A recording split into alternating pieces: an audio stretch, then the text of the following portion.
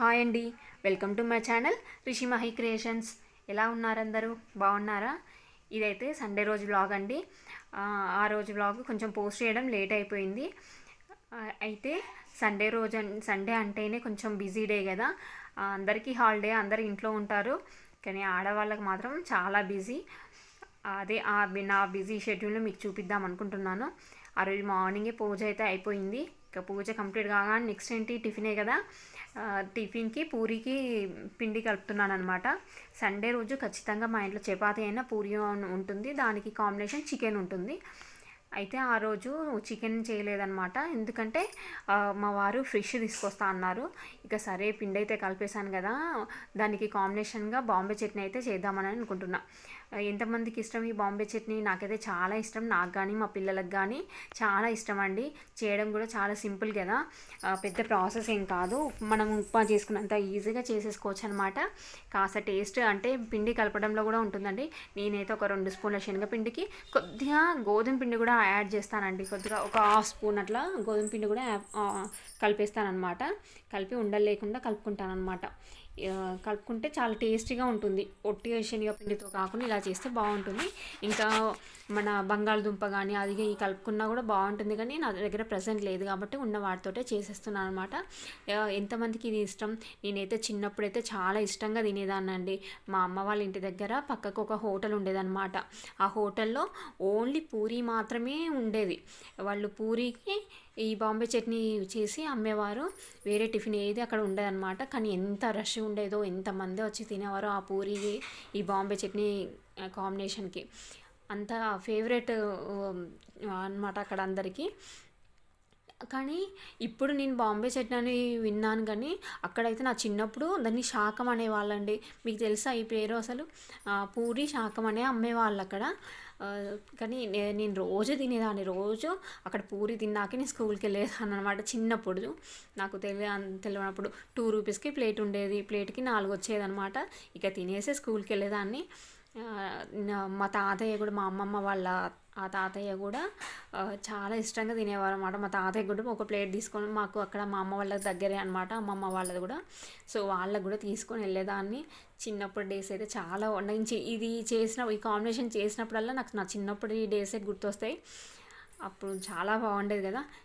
ఇప్పుడు మనం చేసుకొని తినకైతే తప్పదు. అయితే ఇక్కడ చట్నీ అయితే రెడీ అయిపోతుంది. జస్ట్ దీనికి కారం ఉప్పు కరెక్ట్ అందాలో ఉంటే సరిపోతుందండి. ఇంకా మిగతా అవసరం లేదు. మనం వాటర్ తగినంతగా లిక్విడ్ దాంట్లో పోసుకుంటే సరిపోతుంది అనమాట. ఇక నేను అది కాగానే నెక్స్ట్ పూరి అయితే రెడీ చేస్తున్నా. పూరి అయితే నేను ఆయిల్తోటే ఎక్కువ చేస్తానండి, పిండితో చేయను. పిండితో చేస్తే ఏంటంటే ఆ పిండి అంతా ఆయిల్లో పడిపోయి పిండి అంతా నల్లగా అయిపోతుంది. నెక్స్ట్ ఏదన్నా వంటలలో ఆయిల్ వాడాలంటే మంచిగా అనిపించదు కదా. అందుకే నేను డైరెక్ట్ ఆయిల్తోటే చేసేస్తాను అనమాట పూరీలు. ఫస్టే పూరీలు అన్నీ ఒకదాని తర్వాత అన్నీ చేసేసి పెట్టుకుంటాను అనమాట. ఇలా మీరు అనుకుంటారేమో అతకవా అని. నాకైతే ఎప్పుడంత ఆ ప్రాబ్లం అయితే రాలేదు. మంచిగానే వస్తాయి అనమాట తీసినప్పుడు. ఎందుకంటే ఆయిల్తో వేస్తాం కదా, కొంచెం తీసినప్పుడు కూడా బాగానే వస్తాయి. ఇక టకా చేసేసుకుంటున్నాను అనమాట ఇవంతా. చాలా అంటే పిల్లలు వాళ్ళు లేచి బ్రష్ చేసి రెడీగా ఉన్నారు. ఇక నేను టిఫిన్ రెడీ చేస్తానని కొంచెం హడావుడిగానే అయిపోతుంది. సండే రోజు వాళ్ళు మళ్ళీ మార్నింగే లేస్తారండి. సండే కదా లేట్గా లేస్తారని కూడా లేదు మా పిల్లలైతే. ఆ రోజు కూడా సండే రోజు కూడా త్వరగానే లేస్తారు. వాళ్ళకి బ్రష్ చేయగానే మార్నింగ్ టిఫిన్ రెడీగా ఉండాల్సిందే. ఇక వాళ్ళు బ్రష్ చేసి వచ్చే లోపు నేను ఇవి అయితే పూజ చేసుకొని ఈ టిఫిన్ అయితే రెడీ చేస్తున్నాను. మా వారికి కూడా చాలా ఇష్టం అండి ఇలా కాంబినేషన్, పూరి కానీ చికెన్ కాంబినేషన్. సండే అంటే అందుకే స్పెషల్గా వేరే ఇడ్లీ దోశ ఇవన్నీ కాకుండా ఎక్కువ ఇవే మేము ప్రిఫర్ చేస్తాం అనమాట. ఇది నేను టిఫిన్ రెడీ చేసేలోపు మా వారైతే ఫిష్ తీసుకొచ్చారు. ఫిష్ అయితే నేనైతే అస్సలు కడగనండి. నేను అసలు ముట్టుకోను. మా వారే క్లీన్ చేస్తారు. కానీ ఇవి మాత్రము బయటనే క్లీన్ చేయించారంట. కట్ చేయించి బయటనే క్లీన్ చేయించారంట. కానీ ఇంటికి వచ్చినాక మనం కూడా కొంచెం క్లీన్ చేసుకోవాలి కదా. మళ్ళీ మా వారు వాటిని మళ్ళీ కొద్దిగా రాక్ సాల్ట్ వేసి మళ్ళీ క్లీన్ చేస్తున్నారనమాట మంచిగా పీస్ని. ఆల్రెడీ క్లీన్ చేసినవే కానీ ఇంకా మనం కొంచెం నిమ్మరసము ఇట్లా ఉప్పు వేసి క్లీన్ చేసుకుంటే ఇంకా నీచు వాసనకి ఇట్లా ఏం రాకుండా కొంచెం టేస్ట్గా ఉంటాయి, స్మెల్ రావు. మెయిన్గా పైన పొట్టు ఏదన్నా వాళ్ళు సరిగా తీయకపోయినా మనం ఇట్లా కొంచెం రుద్దడం వల్ల పైన పొట్టు ఏదైనా ఉన్నా కూడా పోతుందనమాట. మా వారైతే బాగా నీట్గా క్లీన్ చేస్తారండి వీటిని. తను పర్ఫెక్ట్ అనమాట. నేను ఇలాంటి వాటిలో ఎక్కువగా వండడం వరకే నా పని, కానీ క్లీనింగ్ అంతా నాకు రాదు, బేసిక్గా ఎప్పుడు నేను చేయలేదు. ఇక ఆయన మంచిగా ఏకంగా ట్యాప్ కిందనే పెట్టేసి నీట్గా కడిగారనమాట. వాటిని ఒక 2-3 టైమ్స్ వాటిని సాల్ట్ వేసి మంచిగా కడిగారు, తెల్లగా అయిపోయాయి అనమాట. అంత స్మెల్ కూడా ఏం రావు మంచిగా ఇట్లా చేస్తే.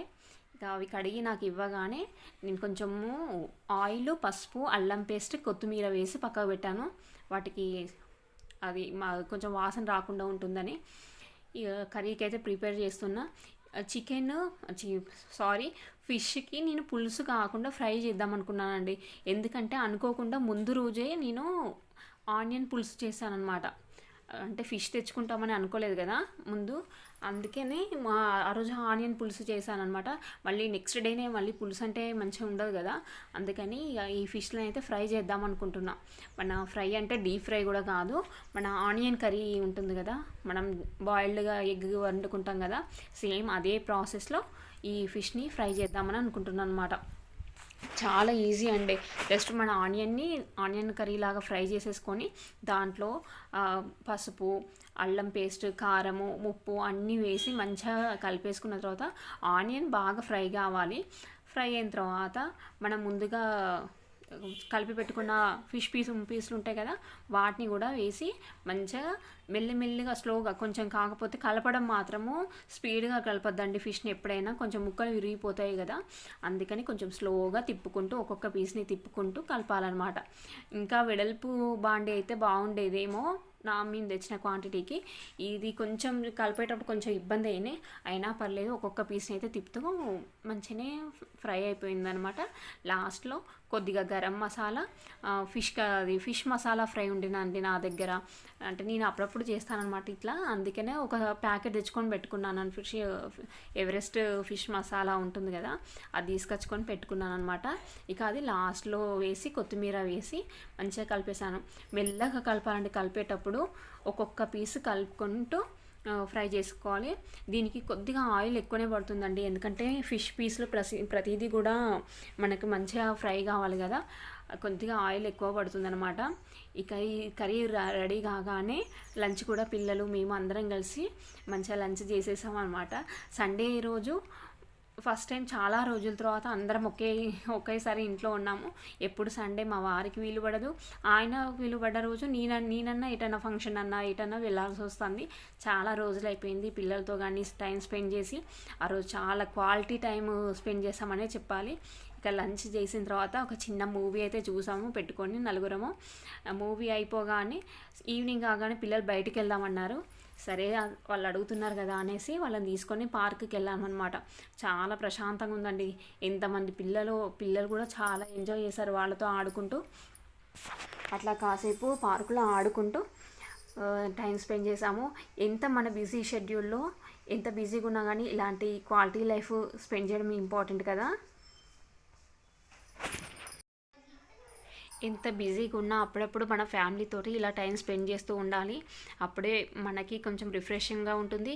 పిల్లలకు కూడా ఎప్పుడు స్కూలు అదే కాకుండా ఇలా బయటికి అప్పుడప్పుడు వెళ్తూ ఉంటే వాళ్ళు కూడా కొంచెం ఎంటర్టైన్గా ఉంటుందన్నమాట.